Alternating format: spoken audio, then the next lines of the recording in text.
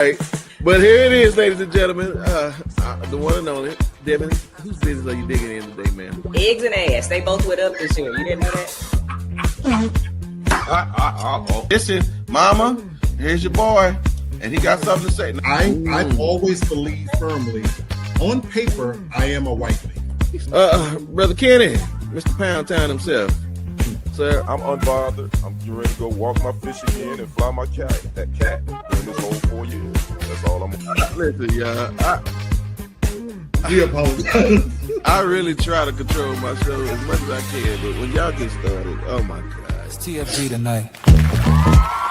With Brent Haynes, Kenny the Sports Guy, Mr. Lee Black, and the Lady of the Hour, Miss Devin Divine. It's 30. Oh man, that is dope. I love it. So dope. I guess when Kenny started going up to HR on us, you know what I'm saying, about not putting his name in the thing. Yeah, you got to complain. They going to redo the whole thing. Yeah. Look at her. What's up, Brittany? She said, wow, Hey, loving the upgrade. Hey, what's up, Brittany? What's happening? I know that is sponsored by TFG Studios, and I'm loving it too. Thank you so much. Oh, fantastic. Well, listen, y'all, it has been 7 days since we've seen y'all, and unfortunately, there is too much to talk about to even try to attempt to waste any time getting to this thing. Hey, Miss Tori, she said, just walk in. Oh, wow. Okay, what's up, Lady T? How you doing? Kick them shoes out too, because we about to act the fool today. Well, listen, y'all, I just want to let y'all know, by all means, if we say something you like, please, by all means, show a little love. And again, if y'all trying to send Kenny a little extra, just send it to me, and I'm gonna hit him with a little convenience fee to get it to him for right now. So I take it. Yeah. Okay, good. Well, I won't waste any more time. I just talked about the tip jar, but here we gotta keep up with this joker right here. Number one, I want to talk about what TMZ just brought up. Is that something in the Epstein file said this boy has forced an underage young lady to give her fellatio. Yes, that's right. It's new, but it came from TMZ. Hey, Sherry, good to see you. Hey, Thank you what's for up, joining Sherry? us. Sister, please, I don't even know what to ask you. We know it's true. We know he did it. I don't know if it's gonna go anywhere further though. You know what annoys me about him, other than what y'all already know? Yes. There's never any consequence for, like, I don't know what he could do and there actually be a consequence. And I wish I was joking, but I'm so serious. I don't know what he could do short of murdering somebody on camera, and not even maybe that. I don't know what he could do and there would actually be a consequence. Seriously. He already said he can shoot somebody on Fifth Avenue and not go to jail. So I kind of believe him though. No, I do too. And unfortunately, I'm gonna tell y'all a really big secret about Donald Trump in just a second that I think everybody has failed to realize. But Kenny, I don't even know what to ask you, but I guess, do you believe it? How about that? That's what I'll ask you. Yeah.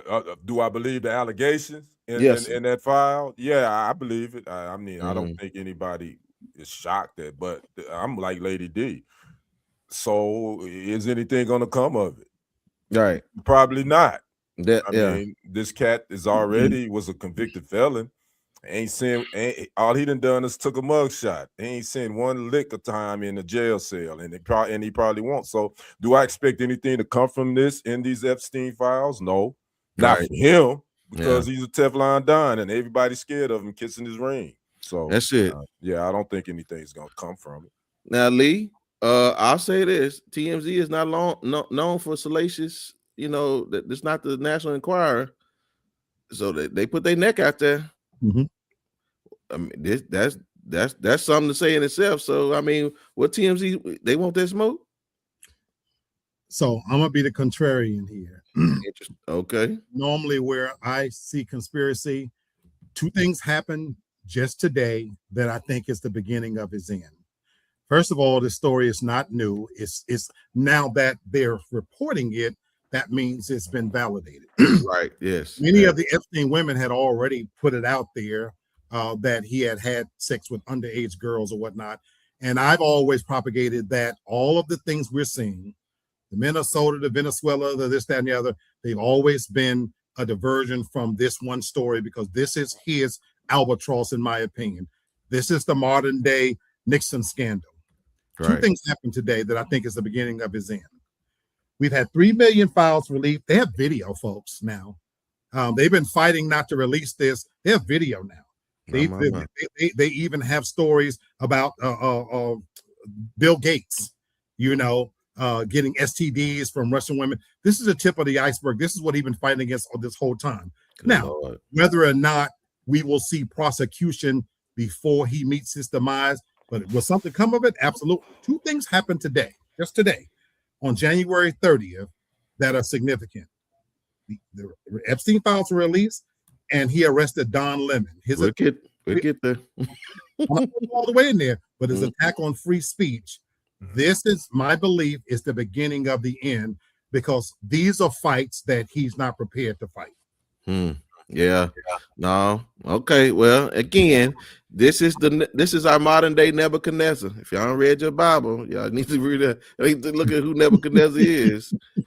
But sister, he has now got the financial institutions to offer babies born in the next 3 years, and it's not ironic. That's all he got left in his presidency is 3 more years. But all of a sudden, in the next 3 years, he's offering Trump babies, Trump accounts, at $1,000 a piece. I mean, but having the babies on his own. I mean, what else you want from us, Trump? You want him to everybody make them their last name or something? What is the point of giving him this money?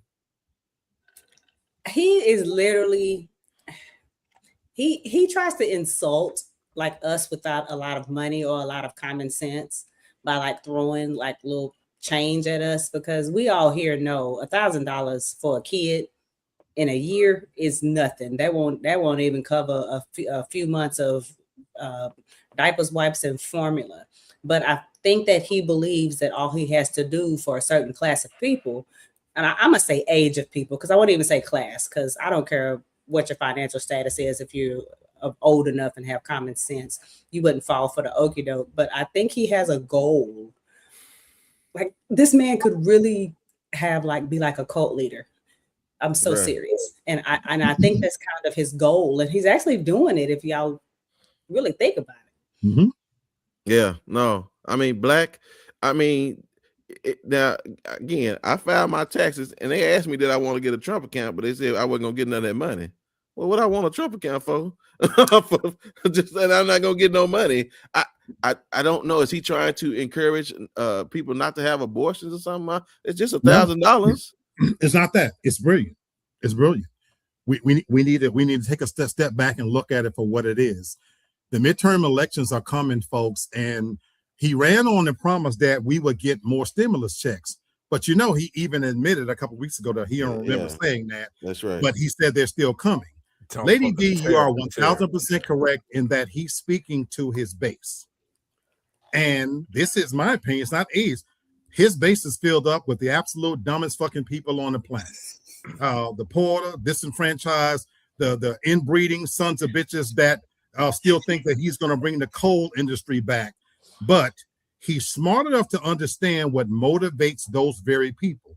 When you've taken away their jobs, when you've taken away their income, that's it. And you've told them the blame for their plot in life is the Mexicans and Somali and the people we're deporting. And so the promise, the hope is that it's straight out of the playbook of Nazi Germany that you said it right, sis, that this is almost cultism of the master race. But he's promising holding out something for the future that if you just hang in here with me, I promise you it's going to get better. Or you're going to suffer like a mother hubba right now. But those same people who, and some of us dumbasses who were so happy to get a stimmy check, that, oh my God, Trump gave me a check, this, that, and other. He's counting on that same level of stupidity because groupthink is a motherfucker. Man, Black, ask me what I'm looking at. I'm looking for that lie, and I can't find it. I can't find it nowhere. I mean, Kenny, at the end of the day, $1,000 does nothing for those who live less than middle upper class. But again, it's only going to speak to the rich folks, and that's why the rich folks is again. This y'all are seeing classism hustling everybody else right now. And so, I mean, go ahead, Kenny, because I know these folks ain't ready for want us to keep talking about this man. But anyway. Yeah, it's the greatest. He got the greatest hustle game that I've seen in a minute. You know what I mean? That's what this is. I'm like $1,000 to a Trump account. So what is the fine print is what I would want to know. What's the fine print if I take this $1,000? You know how you hear those commercials on the radio, they tell you to do this, and then you hear the audio, they talk real fast where you can't hear what the hell they talking about, you're gonna get your ass into. I want to know what the fine print is on this $1,000 Trump account. That's what I want to know. Yeah. What's up, Blair? I just want to add one last thought. My brother is so correct, because with one hand he give and the other he take away, because then he'll turn around and you have to file on your taxes. But that's not the bigger story. Mm-hmm. Doge has come and gone. Yes. We're forgetting, folks, that at the first beginning of his presidency, they diverted billions with a B. Away from program. Why you think we now are not prepared for any type of cataclysmic event? Mm-hmm. Any pandemic that breaks out, the CDC, any natural disaster, we're fucked. Mm-hmm. But that money has been diverted. But nobody's asking an important question. Where did it go? Nobody's asking the question that since he kidnapped the president of Venezuela, and they have captured seven as we count vessels, all vessels, that each are worth $500 million. They're selling them, but the money is being diverted to an offshore account. Wow. No, people, $1,000 ain't shit. Okay, yeah. So while he's giving y'all $1,000, I want y'all to know how much he trying to take from y'all. $10 billion. Because he's trying to sue not only the IRS, but he's also trying to sue, what was the other department? He's trying to the Department of Justice. I forgot that, Brother Brenton. You fucking with three entities that is going to be your demise. The IRS comes for everybody. Yeah. You understand what I'm saying? Yeah. Free speech, you're attacking journalists. And there's an old saying in politics, don't get caught with a live girl or a dead boy. My. And he's left a 13-year-old to speak about your crimes. I don't even want to know who said that, because I know I don't know him. But anyway, I just want y'all to know, y'all pay, if he win these lawsuits from the IRS and the Department of Justice, that's taxpayers' money. So listen, I just want y'all to know, with all the money he giving y'all, let's just move on. I didn't talk about this white man enough. Okay, y'all. I listen. We gotta open our eyes, y'all. And I mean, whatever gets thrown into it, she said, I don't trust anything with his name on it. Please don't. We opted out. Exactly, Brittany. I damn sure don't. All right. And sister brought it up last week, and so we had questions, but Nicki Booty, she got her gold card, sister. That's what this was all about. She got her past gold Monopoly money, and then that's why she up there shaking her hand, doing all the things she's doing for this man, because she now is no longer an illegal immigrant. She got a card. That's what she did this for. You surprised? Yeah. So now we know, y'all. This is what Nicki did, all that showboating, all that fronting, just so Trump can give her one of them gold cards. Yes, sir. Famous line from The Equalizer: when you pray for rain, you also have to deal with the mud. Yeah. At what expense did this come? Let's assume she got a gold card. You know, right now as we speak, current artists are removing their music collaborations with her from the platforms. Mariah Carey and other major artists are disassociating themselves from her. So let's assume you don't get deported. At what expense? You are now a national pariah, and you've risen to the same level that we had Kanye West saying, and this motherfucker is apologizing. Right. And so the truth of the matter is, how long do you think, sweetheart, you're foolish because you think that your $85 million net worth means shit. Folks, let me tell you something. Kanye West at one point was worth $7.1 billion in one day. He lost close to $5 billion with the B dollars. With a B. Your 85 million ain't shit. When the snake turn on you and you get bit and you lay in there getting big, remember, a snake is still a snake. You dirty, no good bitch. Nicki, it still cost you $2 million because I guarantee he got that money from you. So that don't nothing that I just want y'all to know again. At the end of the day, Donald Trump has not done nothing more but know how to bankrupt, and he is clearly trying to bankrupt America. I just want y'all to know. And lastly, and we'll move on from this foolishness. Donald Trump is infusing distrust in this country, in this world. And what y'all don't understand, when you bring distrust and the ability of AI to thwart reality, y'all don't understand the type of Molotov cocktail that's that's starting to formulate. So I just want y'all to be careful, man. Grab hold to anything that you can trust and hold on to it for dear life. Because yes, sir. I'm sorry to be speaking so much, but I have a lot of shit to say. I've been holding this shit in all week. Y'all got to understand. I'm on stage. I'm a movie person. I love monsters, and shout out to Benicio del Toro for his remake of the Frankenstein movie.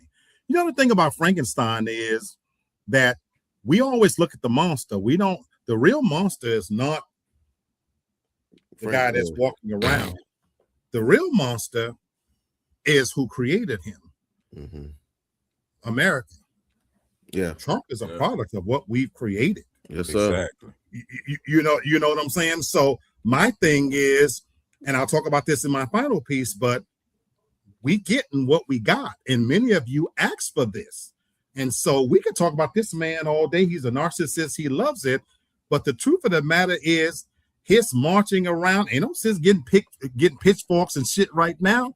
You say he's bankrupting America.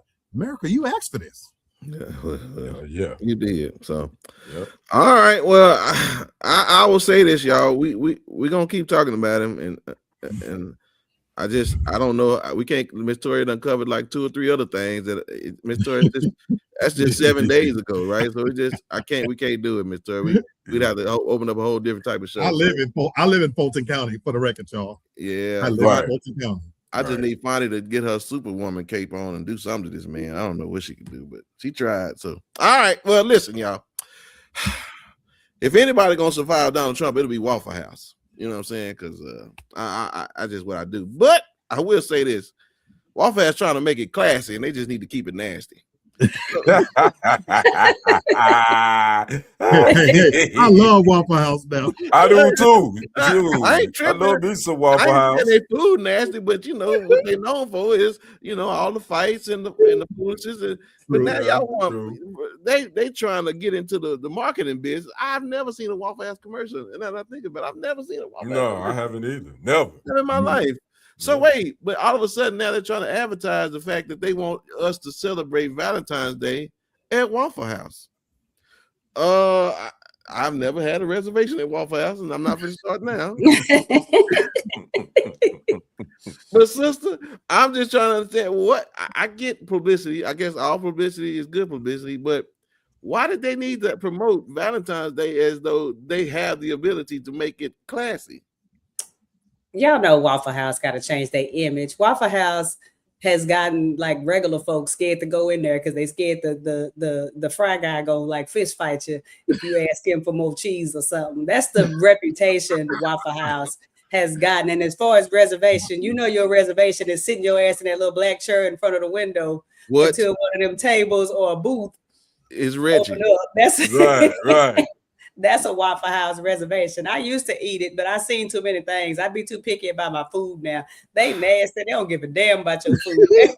They'll handle money, scratch their ass, blow their nose, grab the toast and throw it on the grill. They don't give a damn and dare you to say something. So yeah, they gotta try to change their image somehow. But what they don't realize is the people that's gonna be having Valentine's Day in there gonna be the ones in there getting caught by their baby mama with the other bitch, and they gonna be in Waffle House fighting on Valentine's. So I'm actually looking forward to it. Don't y'all ruin this for me. Oh my goodness. Yeah, wait. Hey, Carl, good to see you. Hey, what up, CC? How you doing? We've been missing you. Glad to see you. So, but this is what I want to say. If you're going, I do have a few complaints with Waffle House now. Now my wife, she enjoys it. I miss them omelets. I don't know why they took that away. And I just don't understand why were they always washing dishes right where I'm eating it. You in the wrong seat, brother. You're right. I'm just saying. And again, when you build a new one, y'all still put the sink in. Like that ain't no staple for me, bro. Like, I mean, so here's my question for y'all. Then, at the end of the day, I mean, what is your go-to restaurant? You know what I'm saying? Like, if you had to go, I don't celebrate Valentine's Day because I want my brother to speak on this. Okay. Well, Kenny, we'll start with you. Then, what would be your go-to restaurant if not Waffle House? My go-to restaurant, man. You know what? That's a good one. I don't. She said she ain't never eaten at Waffle House. Okay. Oh, really? Okay. Yeah, that's what she said. I mean, okay. Well, I'll tell you mine. So, Brittany, you bougie, huh? Honey, she'll make her own Waffle House. Huh? Yes. So here's my thing. I really enjoy the celebrity chef. He's in Fort Worth at the Stockyard. His name is Tim Love, and his restaurant is called Lonesome Dove. So if I go to something, upscale and really trying to impress somebody, I'm gonna take him to Lonesome Dove in Fort Worth. That's my thing right there. So my brother can attest to this. Has been an ongoing topic on my show. Okay, Real men, because I am a major fan of Waffle House, and we got into a major argument on my platform on multiple shows because they fucking with somebody's getting my fucking content, but I have always maintained that Waffle House is a great place for a first date. Now it depends on what time you go. The mistake people make is to go middle of the day. I go to Waffle House even now. I'm going to Waffle House tomorrow, folks. It's getting ready to be cold here. I'm gonna dash out in the morning on a Saturday, get they got the blueberry waffles and the strawberry waffles with the sprinkles on them, and they never wash the dishes because you go in there early in the day when there's not a customer. But the fights and shit happen late at night when people coming from the club, and that's a ass place that's open 24/7.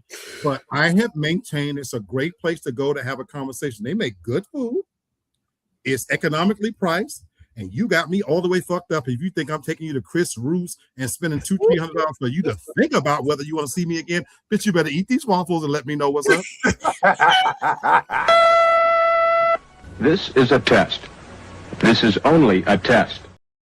Oh, my goodness. Brother Brack said, we gonna do this Waffle House. Hey, Trick, you better get these waffles. Whether you like it or not. Brittany say take her to Chick-fil-A. Okay. I mean, you know what? I don't really have a go-to restaurant. Okay. I really don't. I mean, I just can't. I mean, as long as it's not Mexican. I'm not a Mexican food kind of school. That ain't my thing. Okay. So I can deal with anything outside of Mexican. I don't do Mexican food like that. Well, listen, we do have our resident bougie.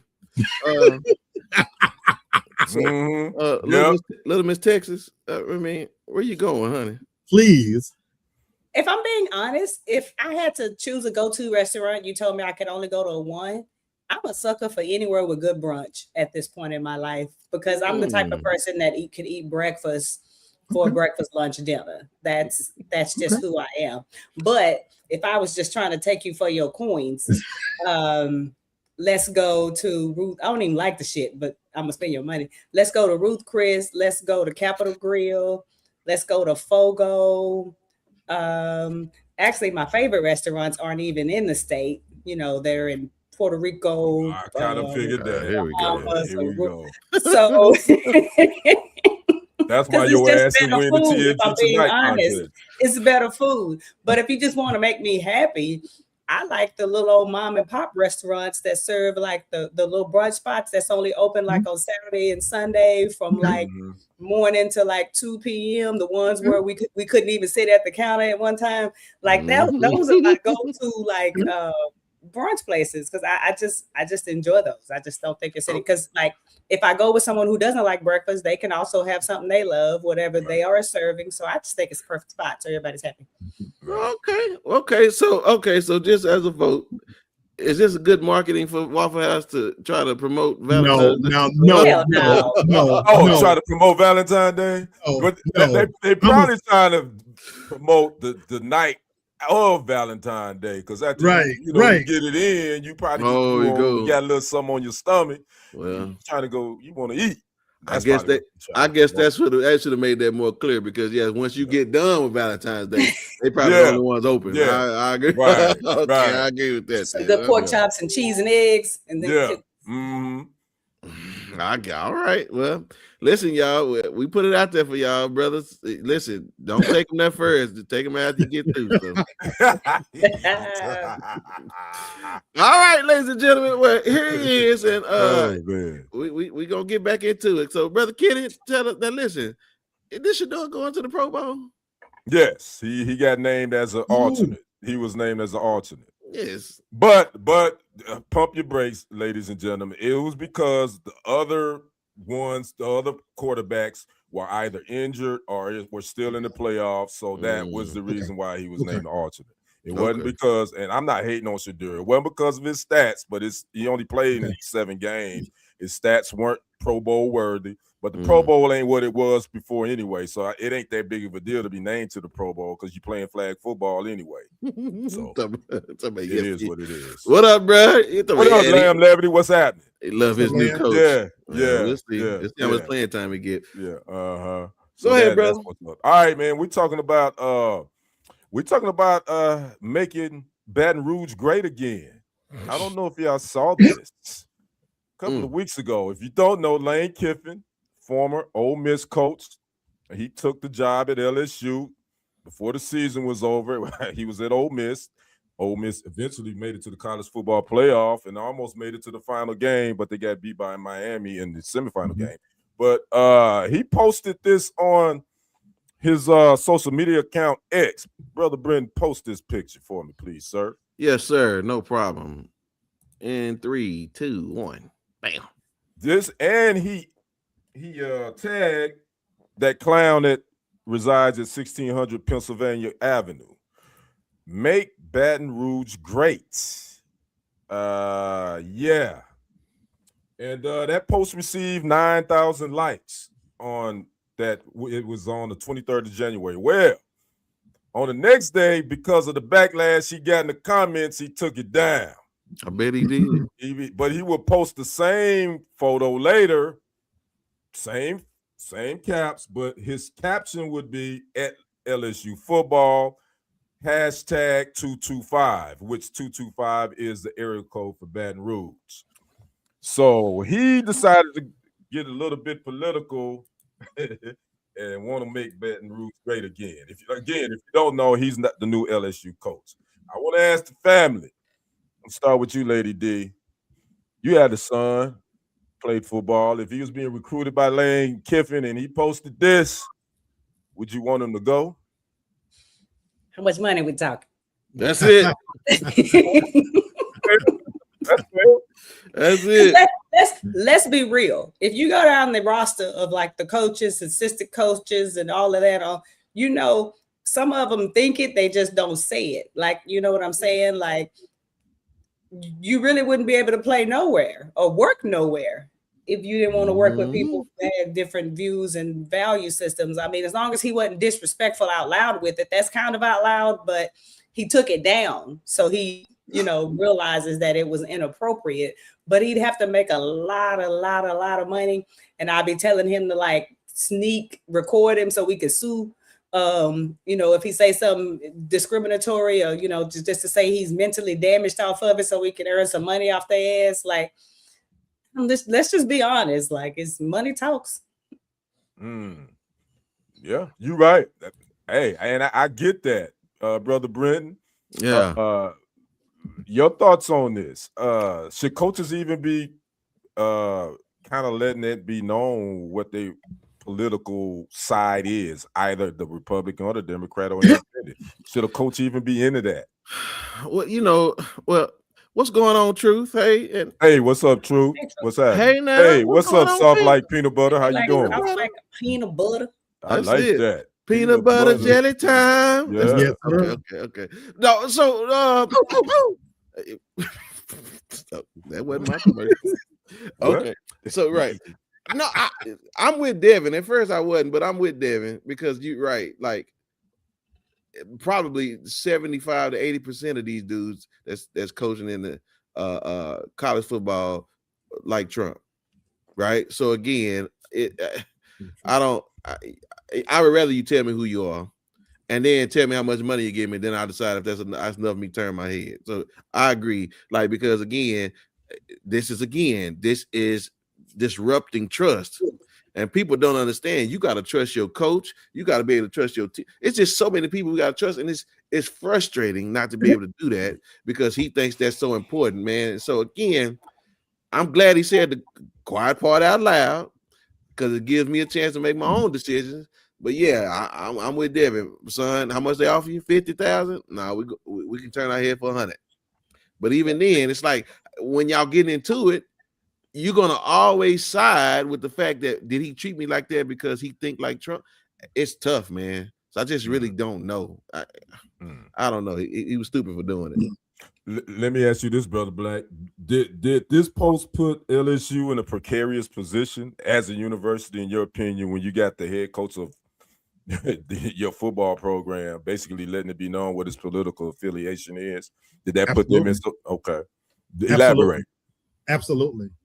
Because you're hashtagging and shouting out a president that always makes it his business to interject themselves into sports. And so the fact that you have revealed the quiet part out loud, to me, you just put a target on your back that didn't have to be. And the only thing that I hope here is that you hold him with the same level of accountability that you would if it was a player. Because every time a player says something, we have a controversy right now from Steve Kerr or Steph Curry saying something. Lord knows if LeBron James voices an opinion, players are told to shut up and play ball or whatever. Right. And so the fact that you would interject this slogan that we all know to be racist in intention into a program that is predominantly with Black people in a Black city, absolutely, to me, you put a target on your back. Now, Lady D is correct. At the end of the day, it's still a business. And we know players with NIL deals now, they're walking into the season, Brother Brenton, knowing exactly who you are. Yeah. And so the moment it gets contentious, you've just lost, in my opinion, the respect. They're young men, but they're still Black men. Right. And they're grown men. And so absolutely. And so the moment things don't quite go certain way, to me, you've lost your team before it's ever even started. But to Lady D's point, I'll fuck with you as long as it benefits me. Right. Yeah. And let's keep it, it's Black, so let's keep it funky, right? Most of the people that we work with or for vote for Trump. Right. Yeah. That's what I'm saying. So let's not just play crazy like all of a sudden they got better morals than they still sign. Matter of fact, if you bank at Wells Fargo or if you work at Home Depot, shop at Home Depot, you can't stop shopping everywhere. Good Lord. So again, that's so this is just where we at now. I just don't, like you said, I don't know what the mud finna look like after it stopped raining. Well, you know, the thing is, at the end of the day, it's about the NIL and the money. Cream, cash rules everything. You know what I'm saying? So, me personally speaking, if I had a son that was looking to go to LSU, I would tell him not to, because I wouldn't trust that. I wouldn't trust Lane Kiffin with my son. I really wouldn't. When the issue hit the fan, we already know what side he's gonna be on, because the political climate in this country right now. We know you ain't got to. We know what side you're on. You got to choose a side now. Right. So I wouldn't direct my son to go there, me personally, because you can go get some NIL money somewhere else. It ain't like LSU the only university you can get that money from. So I just thought that was a bad move for Lane Kiffin to post that, considering the way he left Ole Miss. And he didn't have a good reputation after leaving there, the way he kind of left them players, high and dry, so to speak. I ain't got a problem with a coach leaving either. I get it. You know, you want to get paid too, but just kind of how he misled and misrepresented how he left there, that left a bad taste in a lot of people's mouths. So again, we're gonna keep you posted on this Lane Kiffin at LSU, see how this recruiting is going. Because by the way, National Recruiting Day is next week. National Recruiting Signing Day, I believe, is Wednesday. So we're gonna see how LSU, how they gonna fare on a national level when it comes to signing these guys out of high school. Crazy. So that's my sports segment. Back to you, Brent. And again, you know, Kenny, it's funny how everything is really tying itself in because we're starving for a relationship. Yeah. But you got to just handle business. Yeah. And unfortunately, they get mad at players for handling business, right? That's what we're on Nick Saban, right? He got mad because kids getting money for him. But again, it can't be because we want to play for you because you're in a relationship because you love Trump. So we gotta, come on, y'all. We gotta do it both ways. Either we're gonna be all right or we're not gonna be all right. Either we're gonna handle business. You get to handle your business and I get to handle mine, and we're gonna keep it 100. That's right. And when let's be honest.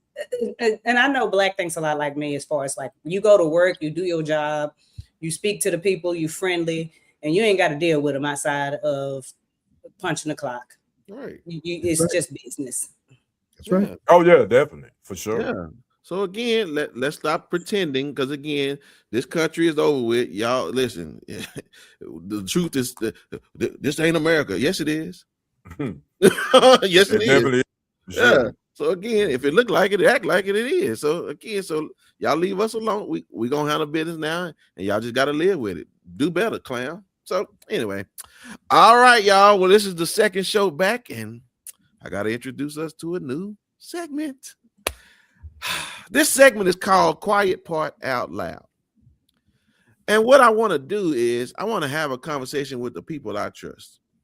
And I want to begin to have conversations about things that we most of the time will keep quiet. And we won't say it out loud because it may be offensive, or it may be, insensitive, or it may be now considered discriminatory. Well, I just want to say it out loud and then have a conversation about it. And then let's see where we land. Okay. So I'm going to take it easy on us first, because y'all, my brother already talked about it first. So again, it's okay. And I just want to say the quiet part out loud. And Devin, she ain't scared to tell us what's up. So we're going to do it.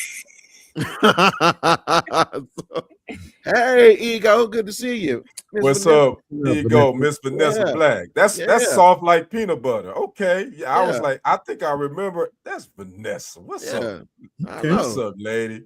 Yeah. So thank you so much, man. So here's the quiet part out loud. Okay.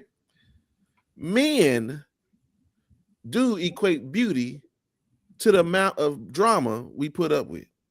Let me explain myself. Black says all the time about Devin, she ain't like other women.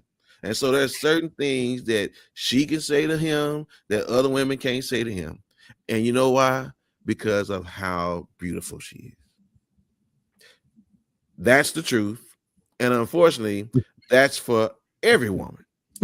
Yes, that is the truth. Okay. And that's for all men, from the youngest to the oldest. Yep. If you've ever seen a baby frown at a woman, he probably not going to listen to her. Okay. So I'm just saying, now here's the conversation I want to have. Devin, is this true for men? Ooh. And what is the equivalent from beauty for the amount of drama y'all take from a man? As we are? What would be the equivalent for you all? That's a good question. I want to hear this for sure. Thank you, Vanessa. The devil froze. I thought she was thinking. Damn me too. Oh, what's going on, bro? Good to see you. Hey, thank you, up, brother. Well, Miss Ego, answer that question too. I know Miss Ego answer that. And so here it is, ladies and gentlemen. This is why it's important. No, I know she's coming back. I'm gonna give her coming back because I know she got something to say. But this is what I want to tell y'all. This is why it's important, ladies, for you all to always keep yourself up. I've never understood why you guys kind of, and I'm not saying all y'all, I'm just telling y'all what the truth is. I'm just saying the quiet part out loud. it is necessary that even when you are with somebody, you do continue to want to look presentable to that person. Right. I agree. Because in all reality, y'all give us a lot of drama, y'all give us a lot of stuff. But again, if you don't know who you are, then you may be giving us more than what you look like. And I'm just being clear. I'm just saying the quiet part out loud because I'm 20 years in, so I ain't scared of y'all. Hey, she itching, Britton. She itching. I'm Let's gonna get it. Let's go get it. So Devin, or even other ladies, y'all tell me what the equivalent is. I definitely it is. For beauty is to drama for men. What is it for women to men's drama? Money, money, money, money. I kind of figured that was gonna be a response. Ain't nobody taking shit off no broke ass dude. Like, everybody got time for that. You know what I'm saying? And dudes be foolish. I just had this conversation with somebody, so it's funny that you just saying this because what I was talking about is how some dudes be checking for a lady body count, blah blah blah blah blah blah blah. But the same dudes be tossing the same hoes through Hollywood. Everybody screwing the same Brittany Renner. Everybody screwing Larsa Pippen. So they don't care about their body count. They done suck the whole basketball team. But everybody still want to date her because they look a certain way. So when they say something about your body count, tell them to kiss your ass because it's a lie. They just feel like you're not worthy enough. They feel like if you are a type of caliber of certain type of person, then you're supposed to be perfect. You're supposed to be presented like the Virgin Mary and shit when they mama probably fucked the whole football team when she was in high school and sucked the whole football team in college. But he don't want to talk about that. So, I mean, it's just all BS. Let's just be honest. Like you tolerate more stuff depending on what you're dealing with. That's true, right? Okay, so here we go. Men, fellas, how much or how long can sex take them when it comes to drama? Like women think that sex will keep us to get into all that drama. Ooh, I love the question. But how long is there a limit though? Can it run its course and say Ooh, no? I love that question. Okay, all right, let's go. Let's say the quiet part out loud. You cooking now, bro? You want to go first, brother? I'm in Waffle House, baby. Yeah. Now I'm gonna let you go ahead and put them hash browns up there, brother Black. Go ahead. So the quiet part out that I'm gonna say out loud is pussy can take you as far until the newness of it wears off. We as men are visual creatures. And this is the truth. There's a reason why that the Super Bowl is coming up next weekend. They put truck commercials out there because even if we have a perfectly fine vehicle, when Super Bowl comes on, when they put the new F-350 out there, we go, oh my God, I want that. Ladies, that pussy could make me see stars come out the room. But once the newness wears off of it, when I had that pussy my way at Burger King style and the newness starts to fade, I'm going to start finding faults with you. It's going to have a little smell to it. It wasn't quite as good as it was last time. You don't suck dick quite the same way. And that's when I started looking other directions. Pussy can only take you so far. You've got to have something behind it. And since Lady D talked about money being the factor for men, it is the exact opposite. You don't give a fuck about your money, about your education, about none of that shit. At the end of the day, once the newness of that pussy wears off, how comfortable do you make us feel? How safe do you make us feel? And how comfortable you want to be around you? And that is the reason why men even end up with unattractive women, because beauty truly is skin deep, and all them pussy is the newness of it gonna wear off after a short period of time. Oh, I don't want to take that rabbit hole, but okay, Kenny, that you said some. I hear a Black Love series coming out of this now, so I do too. Yeah. Well, Okay. For me, man, listen, man, she got. I think if she throwing it down, if that snapper's still snapping like it's supposed to snap, and she's still keeping it tight and right like she's supposed to for daddy, it's gonna be all good in the neighborhood. I ain't gonna get tired of it. We're gonna go ahead and keep this thing rolling. So no matter how crazy she get, no matter how she may be feeling some type of way some days, I can deal with that. As long as you keep that snapper snapping, I can deal with that. And see, Vanessa, that's what I'm saying. Like, we're not afraid to tell. And again, behaviors are the same. That you're not gonna, if they're lying to you on their own, right? And so he said he gonna snip that out of you. Yes, I appreciate that. So again, she said, "Oh, daddy, All right. all right." Okay. You can jump in his DM, but send me the cash app. Go ahead. Yeah. Don't get your club shot up. No. Don't. And his manager get 10%. Yeah, don't get your hey. Oh my goodness. So again, Right. we got to come to a place where we got to keep it 100, right? And again, unfortunately, there are things that are not being said that y'all are taking and being delusional about. Again, I mean, I guess, Devin, I know you're not speaking for all ladies, but how far does sex take you all? With a dude? I mean, Nobody give a shit about what y'all working with. Like, hell, we don't even want to be bothered half the time. Most of the time we do it just so you shut the hell up, because when y'all don't get it, y'all be in a bad mood and you talking shit, you're accusing us of screwing the neighbors and not liking you, and you're threatening to screw the neighbor, which we don't give a damn if you screw the neighbor. The hoe can have you. Can she cook? Can she bake a cake? Can the bitch bake? Like, nobody cares. Like, yes, I think in the beginning of the relationship, sex is important and we want it on an occasion. But let's be honest, men and women are rarely on the same page about what sex even looks like. And we find ourselves, one or the other, compromising to cater to whatever this other person's needs are. And it's funny how people get together and they're somewhat of the opposite. Someone just want a quickie and get it over with. This one want 2-hour session. This one got a cuddle and shit, but it's hot. Like, nobody got time for that. So we don't even... So sex is a big deal, but for women, it's really not that big of a deal, because most women are reasonable. And we know this is just a few moments in time and it's just going to be over with. I still got to look at your ugly ass when we get done. So it's really not that big of a deal. What's going on, Miss Mary? Listen, hey, how you doing, Mary? Listen, you're going to have to put the Holy Ghost fire away, honey, because, we got our preacher and our missionary, so y'all just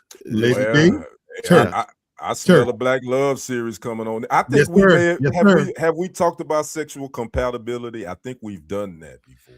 I think we went there. We haven't gone deep into that. To this degree, okay. Yeah. Gotcha. She said, I was getting Mr. Williams out of the shower, so what did I miss? Oh boy.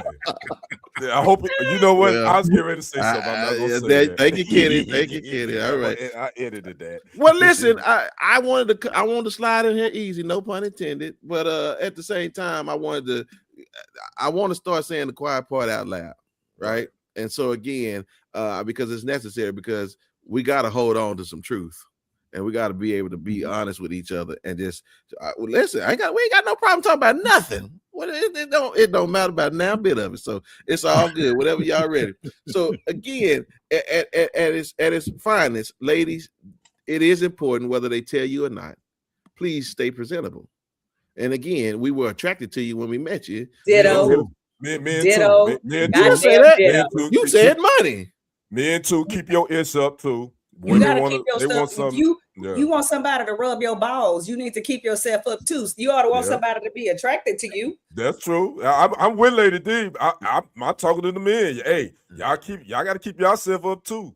No problem. I agree. But again, I'm just telling y'all won't say that to us, and we won't say it. But I'm telling you. But see, y'all will stay with them even if they not. They'll leave. We'll leave, and that's unfortunate. And again, I'm still saying the truth. Because again, that's sometimes the immaturity of the man, right? That's why they step out a lot of times. So I'm just saying, y'all will still stay while he getting fat and stanky and all that kind of stuff, but not us. I love you. That's why I cheated. No, man. So again, it ain't about. I'm fat, but I smell superb. I'm probably the best smelling person always in any room. And I'm gonna tell you up front, I'm gonna give you that dick at the level that you bring that pussy to me. Lady T said that kind of party. Okay. Yeah. Vanessa said, my grandmama always told me that when you leave the house, always look. That's it. Mm-hmm. And even still, it's okay to just be in the house. And again, Black just said it. We see. Like we look. Can I share some truth with you? Since we all telling the truth, and my man ain't in here.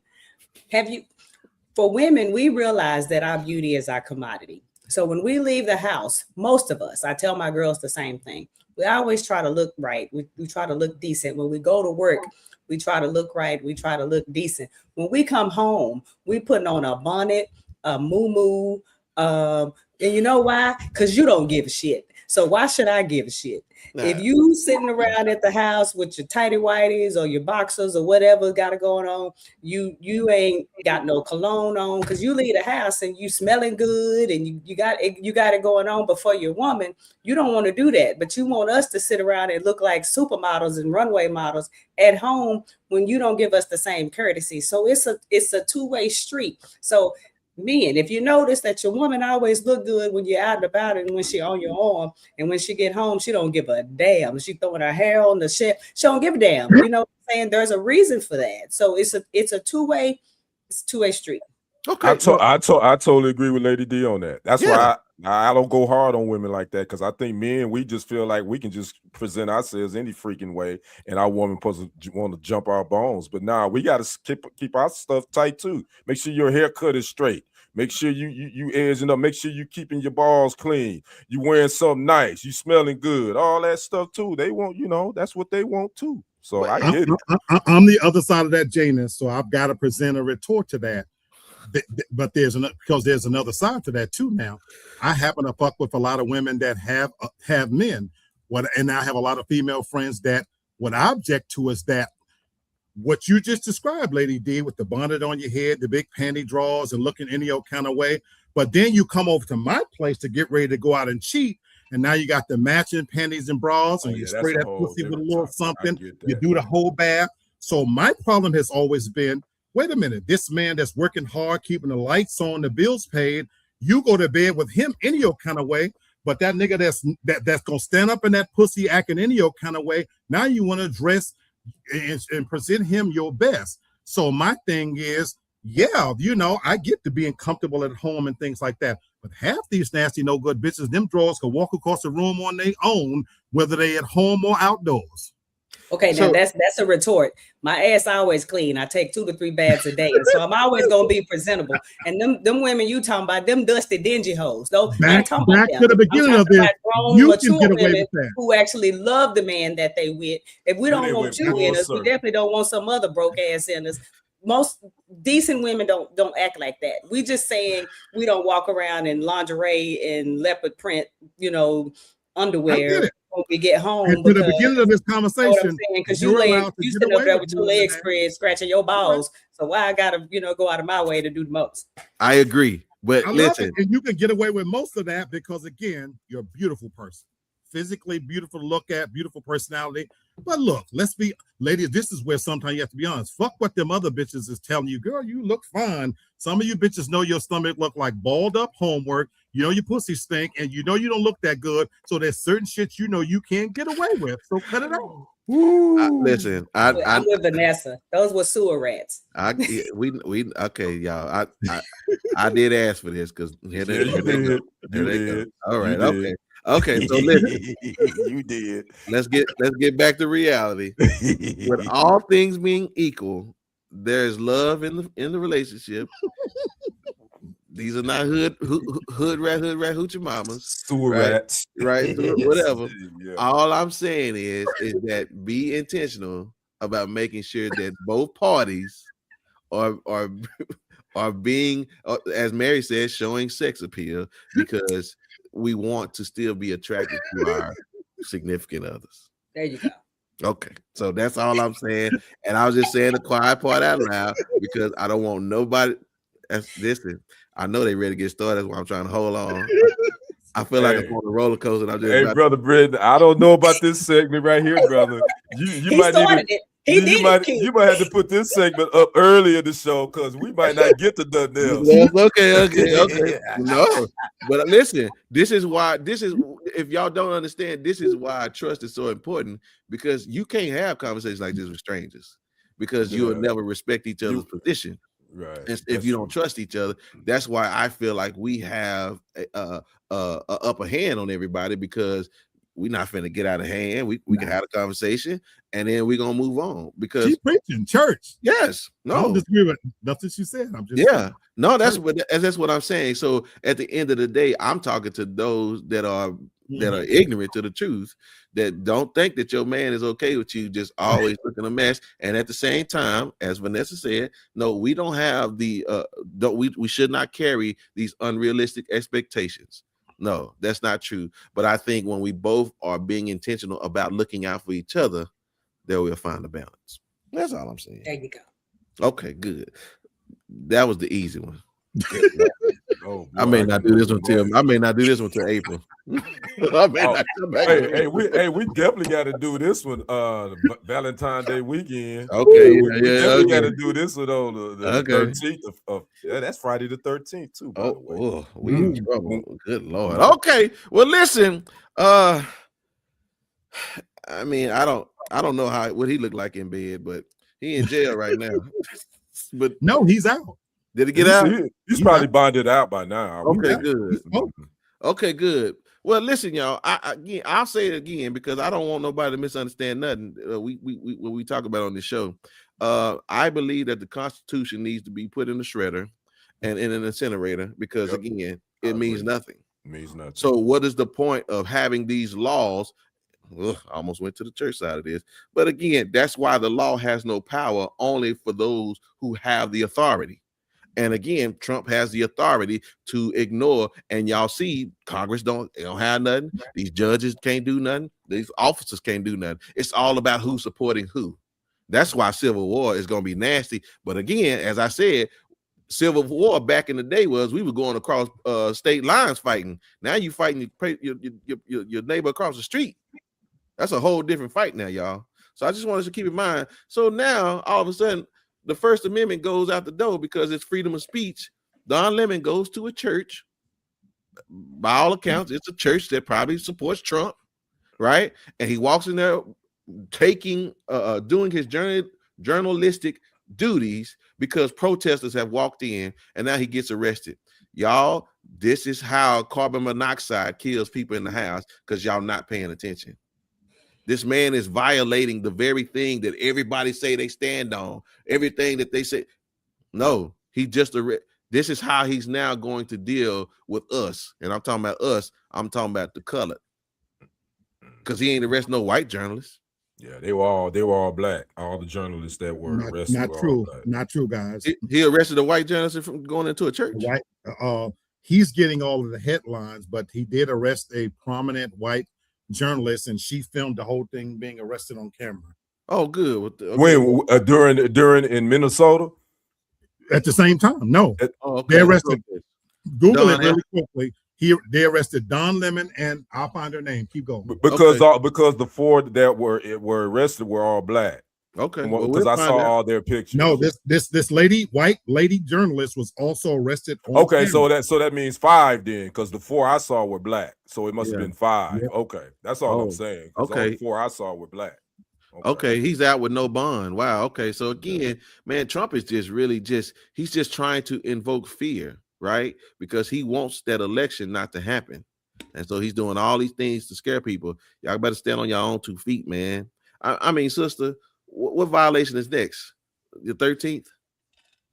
I don't think this was even about him violating anything. I just think Trump was pissed off at him because he kept speaking out loud about him. And Trump is the type where if you say anything negative about him, he want to come back at you, and he'll say that he gonna come after you and he gonna make you do this and make you do that. He's done it with him. He's done it with Charlemagne. He's done it with a lot of people where he's made negative comments about him. He was just able to get his way with Don Lemon as far as getting him arrested. But Don Lemon has way too much to stand on because and I'm not even bringing this up to be like, but what about, but like January 6th, when that crime was committed and journalists also recorded that event, because that's one of the most recent big crimes that I can think of, then that means all the journalists who recorded that January 6th event would also be in jail for speaking on that while it's on the news. People who record fights would be on the news. That would literally put so many journalists in jail for recording crimes and reporting on crimes or what they consider a crime. Because I'm not even saying that was a crime. Y'all know what I mean. That was just him being petty toward Don Lemon because he was saying things about him. And that's his attitude. If you are against me, I'm gonna figure out a way to make you pay and make you suffer. That's all that was. Yeah. Okay, Black. So are we being corrected? Georgia Ford, who was also filming the church event, she was arrested and she recorded it live. I love what she did. She literally was talking to her bloggers while it was happening and was saying, "Look, I'm being arrested," and the whole thing is captured on video where they're outside her door and they arrested her. So once again, America's greatest commodity, they arrested a white woman in Minnesota. That girl Black. Georgia Ford. Her name is Georgia Fort. Ford, yeah. That girl looks black. That girl looks black to me. I think she was black, no pun intended. Right. Yeah, I think that. Yeah. I think you know what? You guys were. I'm so sorry. Yeah. I think that's what I said. I think no, you good. I saw it earlier and I was like, oh, all of the journalists that were arrested were African Americans. Okay, Kenny. Well, should we be alarmed or what, man? No, and I agree with everything Lady D said. I think my background is television, news, sports journalism, so I know how news organizations stand on that amendment, that freedom of speech, or this and that. But that clown is everybody's scared of him, and I said this at the beginning. If you say anything wrong against him, he's coming at you. So my thing is, like you said, Brother Brenton, just bar that Constitution up. I don't want to hear nobody talking about my amendment rights. I got the rights to this amendment. That ish is null and void now in this new America. You ain't got no rights. Because that boy that lives in 1600 Pennsylvania Avenue, he's like, yo, I don't give a crap about no Constitution. If you talk against me and my administration, I'm coming at you. So there you have it. So again, Black, and we don't race bait here. If Black was right, fine, and if he's not, so be it. But this is what I want to say, and I'm gonna get this to you, Lee. There's no more room for no man is above the law for the last 2 years, and then the 4 before that. Right. We've shown y'all. So again, we got to stop playing checkers and start playing chess, y'all. I agree, but I do think this is, to me, and again, I think this is the beginning of his downfall, because I think he's treading into waters where I've always said that ultimately the United Nations has to step in. He did a 60-minute interview where he said the only thing that could stop him was his own morality. And so you're talking about somebody that's immoral and amoral. So there is no stop for him. The fact he did Don Lemon a favor, in my opinion. Don Lemon got fired from CNN. He's a personal blogger now. He's set to cover the Grammys, and you've just cast him into the limelight in a way that he couldn't have asked for better publicity, to where now he's the focal point of a fight. He came on TV tonight. He said he's looking forward to this fight. The reality is they know they'll lose, but Pam Bondi literally responded that she made a joke that when you give us lemons, ... we all know the rest. You make lemonade. Crazy. This is retaliatory. But folks, he's doing nothing that you have to give him credit. He's doing nothing that he didn't say he wouldn't do. That's true. He mentioned that if you put me back in office, I'm going to come after everybody that came after me. I've been saying this for the longest, and it's fallen on deaf ears, but this is my personal opinion. I blame Joe Biden and the Democrats more than I blame him. With the stroke of his pen, when he won the election, we glossed over it earlier about the FBI raided Fulton County and took the election votes and this and that. This man is still obsessing about an election that took place close to 7 years ago. But my thing is, with the stroke of his pen, he could have simply wrote it into law that a felon cannot hold an office. And while the Democrats, you said playing checkers instead of chess, are putting all their hopes in the basket of waiting for the midterm elections, this is what I think will be his undoing. That he's now up against a fight that he doesn't care that he loses. He doesn't even care that Pam Bondi and his minions are going to fall by the wayside, because that's his MO. The thing of it is, it's retaliatory. He's sending a message. He's exerting fear over people, that to let you know that if they can arrest Don Lemon, they can arrest journalists, don't you dare say anything against me. He does the same thing against late night talk show hosts, this, that, and the other. But ultimately, the Democrat, folks, if we're waiting for the Democrats to step in and reel him in, we damn sure know that he's surrounded himself with sycophants. None of this is going to happen. It's going to take the collective efforts of the international community from the United Nations to say that we've fucking seen enough. Yep. I will say this as we finish. At the end of the day, you're going to see copycats. And you're going to see copycats that are going to take the position of entitlement. That's all Donald Trump is showing y'all is entitlement. He's entitled to do whatever he wants to do. And at the end of the day, you're going to see more entitlement, even as close as to your local community. People are going to say, because Donald Trump did ... I can. And that's, again, them saying the quiet part out loud. Yep. People are going to behave, but the thing about us, well, monkey see, monkey do. So I'm just telling y'all, this is the system he's creating, man. And just when it boils down to it at the end of the day, man, it's like I agree with you now. You said it for a long time. They should have stopped this train from running, but they let that horse into that doggone city, and Troy is about to get taken down. So I just want y'all to, what you say, Don is making big bucks. He has millions of followers. Yeah. So again, Democrats, you got one shot. You better get it right, because if you don't, it'll be the end of the Democrats in my book. Yes, sir. Y'all don't get it right this time, but y'all scared. Yes, so again, that's why I told y'all I don't trust none of them, because they eat together and they're fussing y'all face. They're not gonna get it done. Well, we're gonna find that. But that's what that is. So, all right, sister. I don't know what you're doing, so I know you do, but who business you getting to, honey? Yeah, well, minding my business as usual. Brandy's dumbass brother Ray J came across my timeline talking about if he had one wish.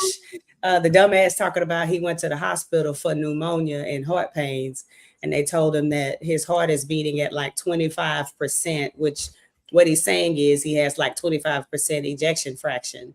By the way, he's 45 years old, and he said this is related to excessive like drug use, alcohol abuse, things like that. He said he's basically killing himself because of all the damage and things that he's doing to himself. I have my own maybe unpopular opinion about that, but I just want to know, do y'all think this is an icon that we would lose? And are we worried about Ray J and what's going to happen with him? And I like your face, Ken. I'm gonna start with you. Are you worried about little brother and and what's going on with him and his bad heart? You lost me when you said icon. I'm like, well, me too. I'm like, what? Maybe the hell? Icon of what? Being a guest on Moesha. Right. Being Brandy's little brother. Right. All jokes aside, man. Listen, it's a Hollywood story, man. Listen, he destroyed himself, man. Some of the things that he's done, a lot of the things that he's tried to portray himself as, because I'll be honest with you, I always thought Ray J was kind of corny, but he came in, he tried to be this brash gangster type dude, and then when that tape with Kim Kardashian came out, he really felt himself. You feel me? So but it's sad because he got 2 babies, man, and my thing is this, man, if you expect people to feel sorry for him, a little bit, but man, bro, you brought all this on yourself, man. All this craziness, all this Hollywood stuff you were doing, all this Ray J that was a persona, but we all know that you ain't Ray J. You some little corny dude that's, your parents from Mississippi, you grew up in California, but you ain't gangster. You Brandy's little brother. Come on, man. And that was cool to be that, but he didn't like that. So he felt like he had to be somebody he's not. But I hate to hear that, but again, bruh, you did it to yourself. So Britton, I don't know how familiar you are with all the antics that have been going on lately with Ray J. He's been just acting a fool, almost giving Kanye West-ish tease. I actually went to jail recently for pulling a gun on his wife and her family while she was there for Thanksgiving. He just acting a donkey. Do you think this is possibly just him putting on for sympathy? Because at this time, he said he's not even allowed to see his children. Yeah, I wish if and as it relates to Ray J's song, I wish he would just go back home to his mama and be quiet. I mean, dude, we were forced to know who you was because you was Brandy's brother, and you've been keep forcing us because you slept with. You made somebody more famous than you by having sex with her. Right. You the new fool. I don't. I mean, as a man, I don't like. There's nothing about him that's respectable. I wish he would just go maybe get some type of diagnosis, and then he can find a community to relate to. Because other than that, like, we don't care, dude. Like, we don't care that you made money. We don't care that you know, for the love of Ray J. I don't. This one, I'm just ready to see where are they now. And again, you know, that's this one. I'd rather see another Flavor of Love episode than to watch anything about Ray J. Wow. You took that a little too far, brother Brent. Well, I don't know about that one. If this is true, Black, and he's really done all this damage to himself, I think about people like Kodak Black, Rich Homie Quan, who recently died. Should he be like a poster child for that particular culture so that we can quit singing about all the drugs and pills and the alcohol and things like that? So should he use that for good if the bastard ain't lying? But I wish he could, but honestly, Lady D, he's never risen to the level where it would matter, to be honest, in my opinion. And I follow all of this pop culture kind of stuff. And it's more sad than anything else in that it seems more like a midlife crisis to me in a weird way, that he's fighting for relevancy, and he's made a decent living, you know. Toria says it. I follow him, believe it or not. He's not a dumb guy. No, he's a great he's businessman. Very innovative, got good business sense. Mm-hmm. But when he's looking at the Kiffinites, or whatever, how you pronounce the young guy name, out there, all these new internet sensations, and you mentioned his age at 45. I happen to know people who at 45 still act and want to believe that they're 25, and they can't accept that moment for them has passed them by. And so to me, this is sad to watch. And again, I don't know if the health issues are real, because, you know, following him, you know, he's doing things for attention and likes and this, that. I didn't know till the beginning of this show that he was a Capricorn. And that kind of made me realize why I like him. He loved pussy, so I kind of love him, and that's what I think I've always resonated with him about in this age of figures and this, that, and the other. And the fact that he loved pussy the way I do, and he beats them pussies severely and unapologetically. I love him. I can't help but love him. Only you. Well, Ray J remind me of one of them exes who they do a bunch of dumb shit and you cut them off and you don't talk to them no more and you can't see their kids. So then they come out on social media and they be like, but my mama died when I was 3. And I just lost my house. I ain't got no car and I need some help. I'm giving my life to God. I'm going to church on Sunday. I'm trying to do right. I'm getting my GED too. So that's what Ray J remind me of. Like, everybody's sick of his shit and now he's dying. And second of all, ejection fraction of your heart can actually be fixed if he would just take care of himself and do the right thing. It's not necessarily a death sentence, but because he's full of shit, he ain't gonna do right. And I mean, and if he die, I mean, oh well. But it's not gonna make that big of a difference. But that's just what he remind me of. Just somebody seeking attention because he's just full of bullshit right now. And he was like, I'm leaving my kids $2 million apiece. Your punk ass ain't got to. Anyway. God bless you. Shit. Whatever. Oh boy. Tell Brandy hi. I'm go back to my God bless you, Mrs. And she said, "Oh well," and then said, "God bless you." Boy, God, what's going on, Mr. JL? What up, Mr. JL 93? What's happening with you? Man, I hope you ain't been in there since 93, but that's okay. No, I'm just teasing, bro. Good to see you. Thank you for joining us. Well, listen, y'all. I have something I want to introduce, but in Black Love series, I want want to talk about something if we can. I think again, Lee says all the time, this show is so organic. And so when we were talking out loud, a lot of people may think that, you know, we can find these situations overlapping each other. So in having a conversation with you, I wanted to just first get you all's definition. Sister, what would be your definition in a relationship of damaged goods? Well, and don't kill that man off no more. We already done. We trying to find his ass in 2026. Where's Waldo? Where is he? We trying to find his. I'm gonna put it on women of what the stereotype is, not what I necessarily believe. Women are called damaged goods when they've been through a lot of trauma from their childhood, daddy issues, horrible exes, abusive relationships. You know, they come with a baggage. They're sometimes considered damaged goods. Mm-hmm. Yeah, Black. What is your definition of damaged goods when it comes to a relationship? Women over 40 who have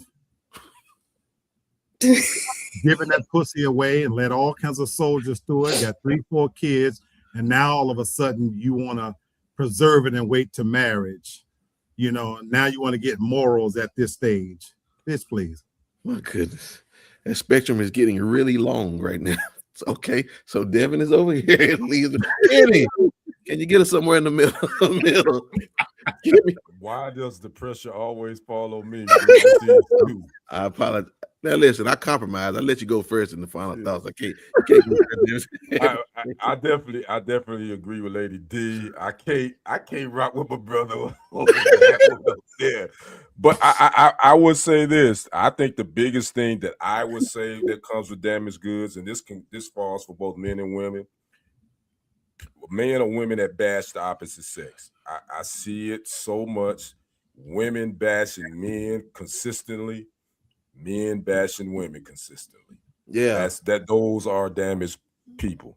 Okay, and man, if you listen, everybody had really different things and coming from different perspectives, and it's really interesting to me because my question about this in its entirety is, how did they get damaged? Because they didn't get it on their own, right?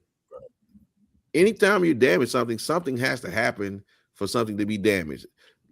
Sister just got through talking about Ray J, his heart.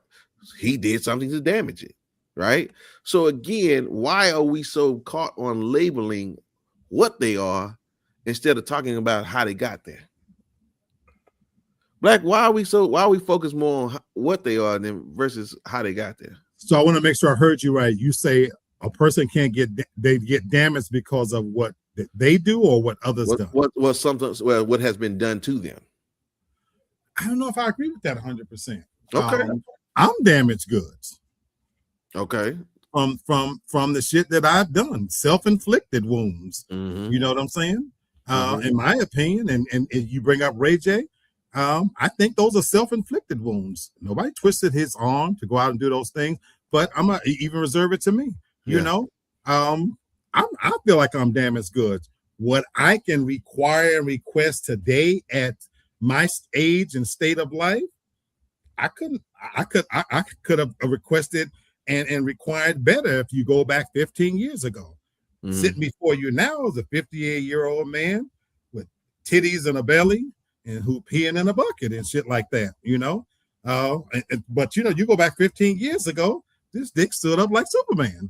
I could carry these bitches around and hoist them around like nobody's business, you know. But at this stage, you know, I done been through these nasty, no good bitches, had my share of fun. And so the reality is, I can't be angry because I had chlamydia 4 times in a row. I was in non-sequitur pussies that had no names on them. I did all of the damage to myself. I don't blame none of these bitches. I enjoyed it. I loved it. I was molested at fucking 13 years old. I enjoyed every last moment of it. Shout out, cuz. But anyway, you know, I did all the damage to myself. Thank you. I couldn't hold it long, but all right. You're gonna last next time. I mean, so Kenny, for me, and again, Lee did touch on multiple things because his point of view is Some was hit inflicted self-inflicted, and then some others did so. So again, I mean, in that moment, then, well, how do you view it? Is it more you than others, or vice versa? Where are you at with that? I think it's a combination of both. I think sometimes we do bring our own self-inflicted situations, and we cause some of our damage ourselves. But I feel like when we're talking about a relationship or Black love, that you could be in a relationship that has some toxicity to it that other person brings that you had no part of. You know what I'm saying? Because they didn't do the work to fix themselves. Instead of, okay, let me get therapy, let me do this, they want to jump in another relationship, and then that toxicity actually seeps into you, and now you're going to probably pass that along to the next whatever happens. So again, it's a cycle that never ends until, guess what, you get therapy and you fix oneself. At the end of the day. So. Vanessa, you're talking really good in the chat, and I'm hoping people are reading what you're saying. Sherry says damaged goods are men. That's Lee's sister. Just said the same thing. Stop it, Sherry. I don't know if Sherry. 40. Stop. Thank you, brother. Sherry, you're doing too much. Tell your husband blink so we make sure he all right. Thank you, blink. Where you at, Sherry husband? We want to make sure you good. Blink. So we okay, sister. I mean, and again, Vanessa, it is about perception.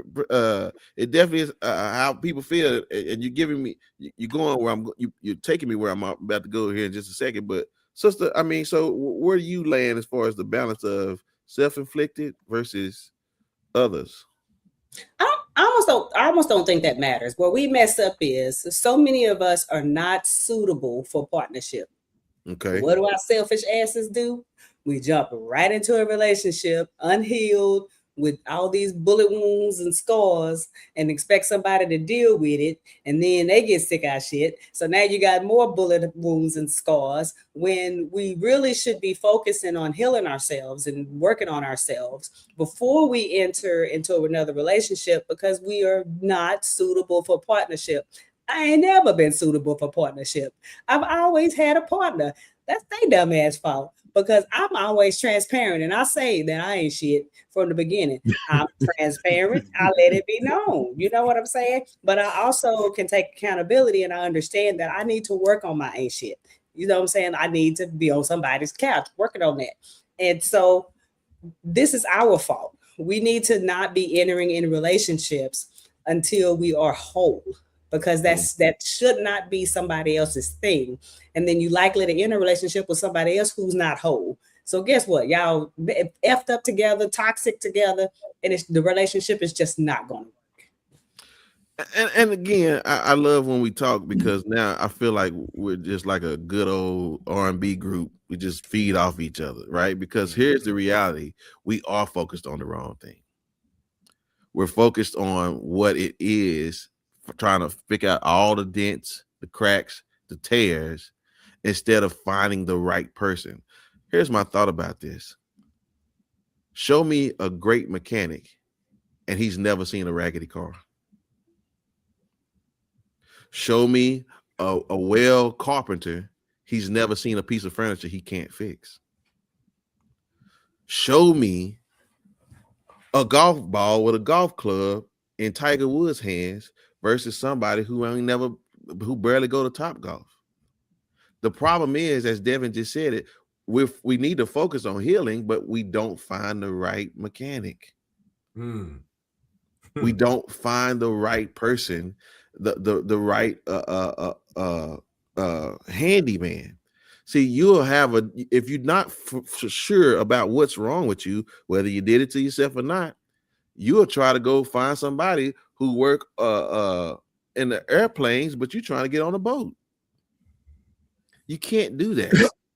Like, we gotta, number one, be honest with yourself, but then we gotta focus on making sure the right person is going to be able to handle the right damage, because that's what we're doing. We're messing it up, and we're exacerbating toxicity, because everybody's gonna pass over the can until the person who sees the value in it, right? One man's junk is another man's treasure.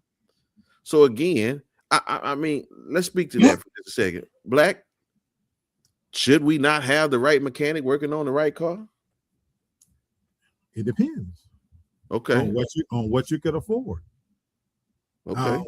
I messed up my Cadillac by trying to take shortcuts. What I knew it would cost me to take my Cadillac to Cadillac, I took a shortcut by letting a shade tree mechanic work on it. Mm-hmm. And I'm listening to your analogies. Tiger Woods is no longer Tiger Woods. He's not. When he enter a tournament now, he's not getting to the end. His skills have diminished. So I agree so much with what Lady D says, that it is about self-awareness. And, you know, for the first time in my life, I'm seeing a therapist and things of that nature. I know I'm damaged goods. That doesn't stop me from wanting to be with somebody. Now, I'm cognizant enough to know that I can't be with somebody on a full-time, long-term basis because I don't want to fuck them up. But, you know, I still get horny. And so I have had to move the needle to look at situationships to a certain extent. So, look, at this stage in my life, while I'm working on myself, I can't worry about her baggage. You know, come through these doors, suck some dick, get on your knees, fuck a little bit, and go home. Let's be the best we can be to each other in those quiet moments. You know, Tiger Woods still joined tournaments because he wants the visibility of being able to play, get a little money. You know, he's not going to win. I don't expect to win at this stage. You know, I'm not equipped to win at this stage. Still love pussy. Still love getting my dick sucked. And so I'm not about to stop that. I just told myself he was going last, and I let him go first again. I don't listen to myself. Sister, I mean, what is the proper approach to healing? It depends on the individual. Some people don't believe in therapy. Some people want to go to church. Some people just need time. Some people you need a good friend or a sister or a brother, or relative to help you turn a mirror in on yourself and see what you need to do and deal with so that you can heal yourself for you, not to be in a relationship.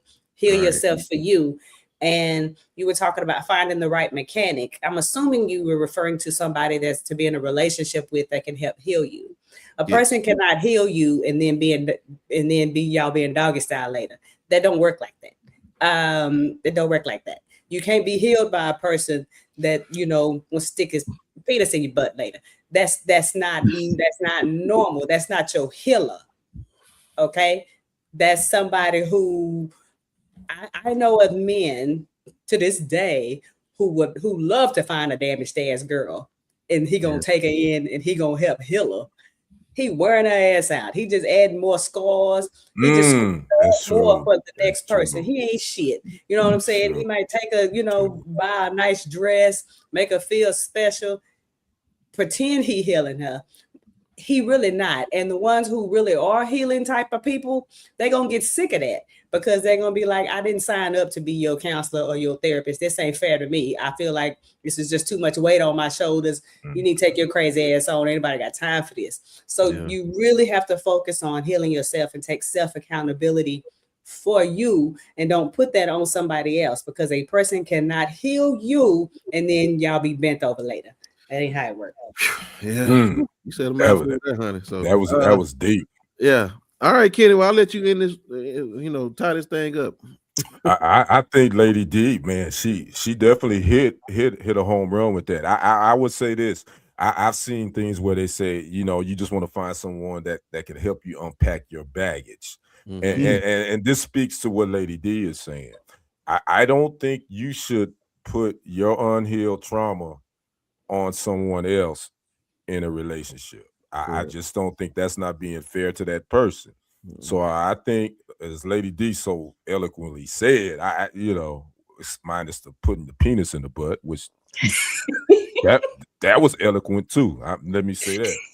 As far as a man and a woman, let me make that point clear too. So, but let me say this. I always live by this fact for me, and I'm speaking from my own personal experience. I don't want nobody to come help me unpack my baggage. I'm gonna do that myself, and I'm gonna do the therapy for that. Mm-hmm. I just want you to come through, and we add to one another, and we decide to figure out this journey together with us both healed. Obviously, we know that's to sound great, and it doesn't happen like that. But once you get older, you got to figure it out, man. I don't have time to try to heal somebody that don't want to heal themselves. And at the end of the day, you got to want to heal yourself, and you got to accept accountability on some of the issues that you've taken to a relationship too. And I think sometimes men and women, we don't do that. Yeah. At the end of the day, y'all, we all have some damages. You know, a dent here, a crack there, but just make sure don't nobody do more damage to it, right? You know, we're all fragile, and so again, pick the right mechanic so he can work on that know how to work on the problem that's wrong with your car, and then we can move forward in that. And again, Lee is not healing anything except for Marvin Gaye's sexual healing, right? Hell to the no! So let's just move on from that, ladies and gentlemen. And speaking of, he is going to hit you guys with a little bit of welcome to the party. I hope we're not bringing a Dr. Pepper can. No, I want to get serious. Again, this show is always so organic. You know, there's so much happening, and we've all following the events every day. You know, we don't have to wait anymore for weeks. It's happening and it's unfolding in front of us every day. This has been a tough week work-wise. I work for a company that's based in Minnesota. So for me, it's been very real and in my face every day to watch people that I work with, where my company is headquartered in, to deal with all of the things that's happening with the ICE raids and things like that. And as we speak, I have CNN on the TV, and I'm sure you guys are following. If you're not, there are national protests happening, you know, as we speak. More planned for the rest of this weekend. Right on cue, they flashed it. They're in LA, they're in Minnesota, they're in all. So they're asking for everybody to speak out over the incidences that happened between over Good and Freddie. And so I called this segment "Welcome to the Party" because what has led to this awakening? You know, that all of a sudden now on January 30th, that we're ready to march and take to the streets. And I alluded to the monster Frankenstein earlier in one of my segments, because if you know the true movie, Mary Shelley's Frankenstein, when the monster had committed all the damage, all of the people came out with their pitchforks and they was ready to storm the city because, oh my God, we have a monster in our way. What's happened? What's different on January 30th, 2026 than what's happened any other time? And so this is a segment for us, but speaking about the others. What woke them up? Did they wake up because they woke up because, oh my God, they understand that this system has been unfair to those that look like them? Or did they wake up because finally the system turned on them? So when I think about the organized protest that's happening all over the country, the widespread alarm, and I work with people every day, you know, and oh my God, and they want us to feel empathy, you know, and all of a sudden, you know, where do we fit in? Where does African Americans fit in this? What about us? What's the motivation? And as I listen to them every day, I'm realizing, you know what? They're not activated because they give a damn about what's happened to me and my kind. They activated out of fear. I'm hearing stories about flash lights going off in their backyard and lights and people arresting this, that, and that. But for the first time in America's 400 plus year history, they're arresting people that look just like them. Mm-hmm. And so now we're being asked to join the movement. When in reality, where have you been all of this time? Folks, what's happening on our TV screens and what's happening in real life, it's not new to us. We're not new to this shit. We true to this shit. The truth of the matter is that this happened in the Jim Crow era. There was televised things like this happening in 1964 when German Shepherd dogs and hoses and stuff was beating people that looked just like me. In case you're thinking that I'm doing revisionist history, Colin Kaepernick no longer plays in the NFL because he tried to highlight the police brutality that was killing Black men and women for no fucking reason. Where was the outrage then? And so we're asked now to join a movement. All I'm asking my Black people to do is take a pause for a minute. Don't be so quick to jump in, because I want us to really pay attention to the fact that these people that now are activated and so mobilized and interested in getting out and picket signs and this, that, and the other, you know what? I want us to, for us to take a look and take a step back. We'll step in when it's appropriate, because I want us to stop pretending that these same people have always been there. And so the critics will tell us that, oh my God, it's happening to all of us. No, it's not. This has been happening to marginalized people for as long as we can count. Immigrants, non-speaking Americans, trans women, minorities, poor communities. This shit ain't new, folks. I'm 58 years old, and in my lifetime, it's always happened. We, as African Americans, as part of that marginalized community, we've learned to live with it. We've learned to navigate these waters with dignity, pride, and we're the ones that have been adversely affected by all of the things that we've seen in just 1 year. And so, pardon me, if I just sit back now and I stare into the screen when I hear your story and I have a blank stare on my face, because for the first time in your life, you're recognizing that the system that was built for you, by you, is no longer in support of you. And I'm not telling Black people not to get involved, but I am telling them to recognize when to get involved, because for me, I'm going to sit back, and as my brother from another always says, I am going to continue to fly my cat and walk my dog. Or No. Walk my fish and walk fly my dog. fish. Thank you. Because for right now, I need you to prove that you are a long-term ally in this fight that has been against people that look like me, before I put my neck on the line just because you're motivated and activated out of fear. When I know that you're in this fight for good, then I'll come a running. Until then, welcome to the party. I love it. Well, thank you, brother. Wow, he was being serious. He had enough jokes all day and gonna hit us with some serious at the end. All right, sir.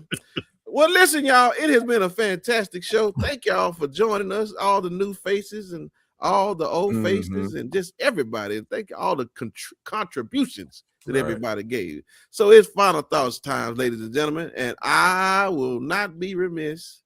There he is. Go ahead, brother. Take it away. First of all, let me thank all the viewers that came in and tapped in with us. CC, lady, always there. Brittany, Lady T, Peanut Butter. Vanessa, Ego with Vanessa Black, and then Peanut Butter. What I know that was Vanessa too. But I want to thank all those that came in and tapped in and watched us, and all the other ones that were here.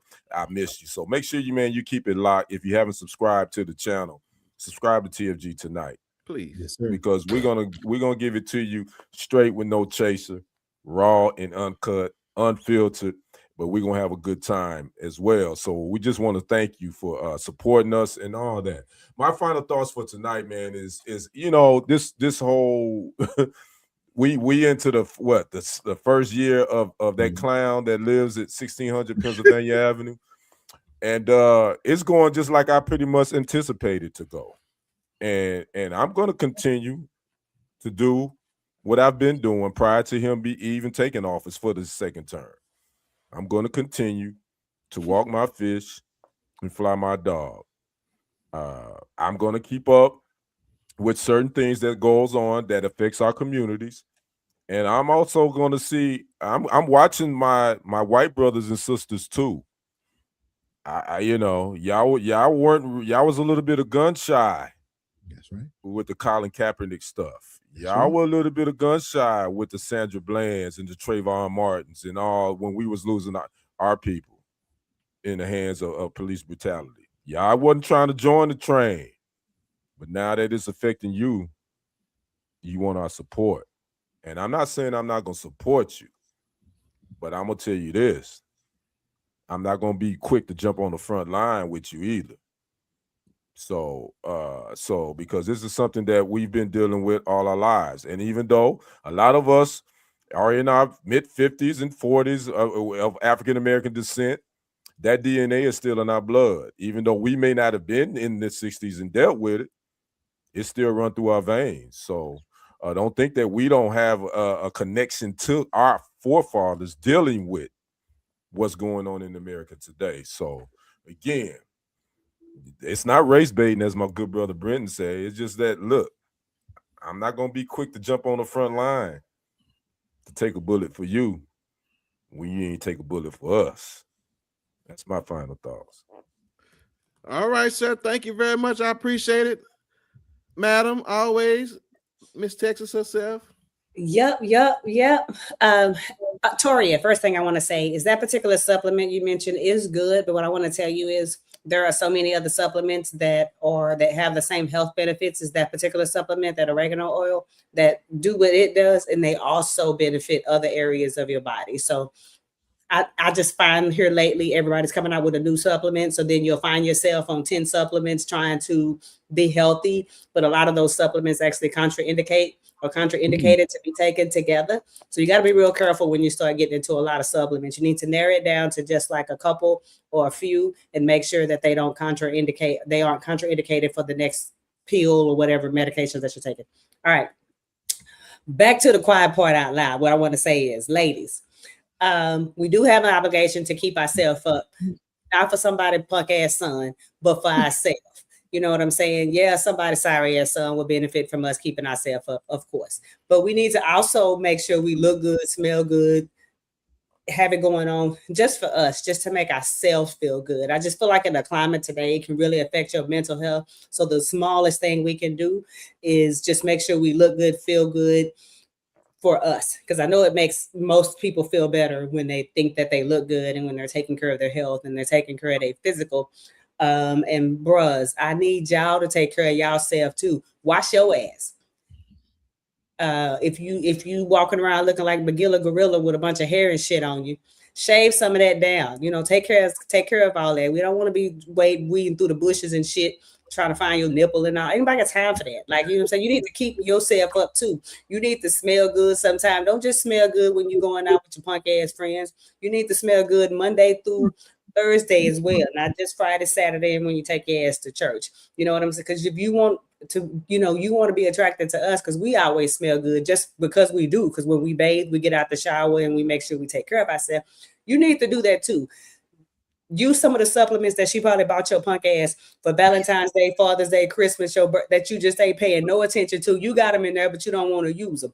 Use them all the time and take care of yourself. Keep yourself groomed the hell up. Not for some stanky bitch that might talk to you at the Kroger, for your goddamn woman at the house. All right? Y'all be good. You're done? Oh, okay, thank you. Well, I know she said punk ass about 5 times. I'm like, God damn. I think I'm about to go get me a t-shirt with punk ass on it. I'm somebody's punk ass son. I think I'm gonna give me a t-shirt. Oh my God. It'll be in a merchandise store near you. Thank you. Come on here, sir. All right, Brother Black, one more time for us. Love my sister. And she speaks the truth on many things.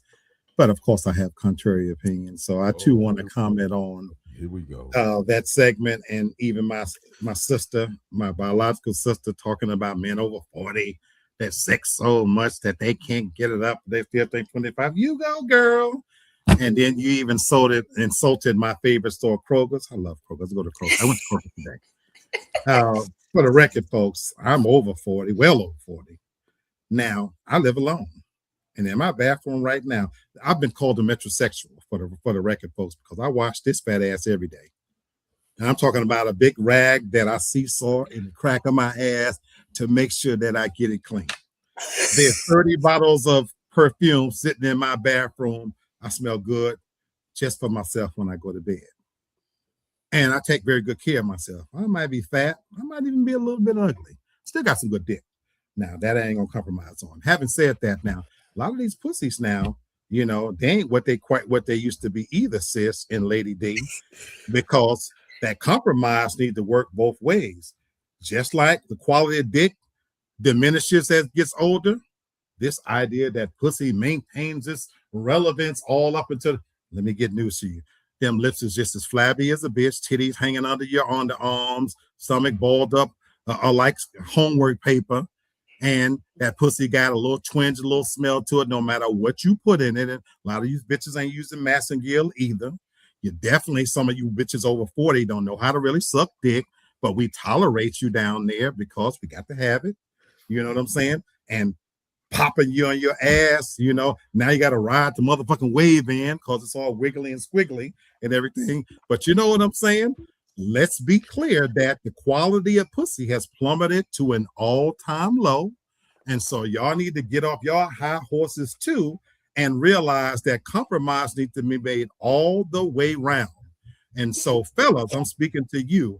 The quality of dick is king. It's so good that niggas want it. Figurelayers want that dick. So when you cross this threshold, you are getting somebody clean, educated, decent, and we ain't got to do a whole lot of talking. And I don't even want to value on the quality of your pussy. You know what you're here for. Give it up. I'll feed you a little bit, give you a little drink, and get your musty ass up out of here. God bless. So what we're gonna do is next week we're not gonna have a final thought because I believe we've said all the final thoughts we need for February. Okay, all right. So we're done this month. Next month with final thoughts. All right. You're right. My goodness, y'all. Okay, well, listen, I'm gonna quickly get us on out of here because everybody has something to say. No, I'm just teasing. Would you consider yourself an optimist or a pessimist? Which one would you consider yourself? Neither. I'm a realist. You're a realist. I didn't give you that option. Yo, boy. All right. I know all of y'all are realists. I got it. Just but if I had to choose, yes, please. I'm more of an optimist. You're an optimist. Okay, thank you. All right. Devin, Kenny, are you an optimist or a pessimist? I would say a pessimist because that way I won't be disappointed when it go well. Okay. Since there's only two choices, I would have to probably say an optimist more so than a pessimist. Okay. Well, I tell you what, I'll let the video speak for itself. Let's find out which one y'all are. Come on.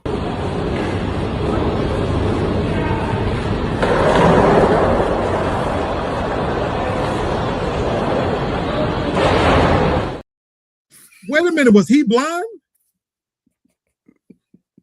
He sure had a whole lot of faith. I can tell you that. He was an optimist. You're right. He definitely had a whole lot of faith. That's all I can say. Well, I would say he probably paralyzed now. He blind and paralyzed. So at least if he was just blind, he could still get some head. Now, if he paralyzed, if he paralyzed from the voice down, he can't even get no head no more, bro. You just skateboarded yourself into a whole lot of nonsense, brother. You probably wasn't clean anyway. It don't matter. Oh my God. Okay. At the end of the day, everything is about perspective and perception. So again, some people see glass half empty, some people see it half full. I just want to make sure that everybody on the same page. That's a boy blind, and now he has concussed, and he's no longer walking. So y'all just stay healthy out there, ladies and gentlemen. And we'll see y'all at Waffle House on the 14th of February. Yep. That's Lee, that's Kenny, that's Devin. We out of here. Peace.